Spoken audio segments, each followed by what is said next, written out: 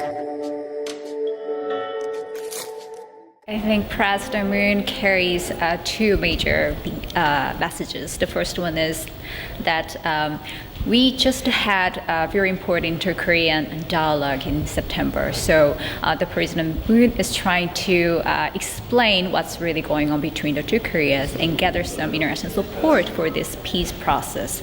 Because we want to have sustainable peace on the Korean Peninsula this time. We had lots of dialogues in the past, but due to the security environment and lots of noises around, we could not have actually implemented all the agreed framework in the past. So this time, President Moon is trying to say that the peace process needs some international support to see a final stable peace on the Korean Peninsula. That's the important one. And what's included in this process is possibly a review of the condition of lifting sanctions, and this can be also supported by the international community.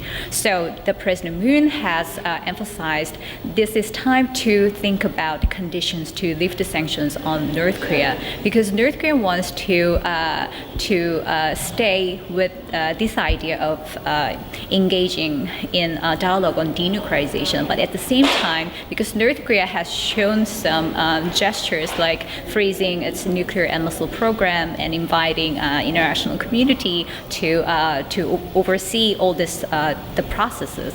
But at the same time, North Korea wants to see some corresponding measures from especially the U.S. So, in order to move on to the next step, the South Korean government is trying to see opportunity of talking about lifting sanctions in the future. So we are trying to talk about the conditions that all the members of the international community can agree on.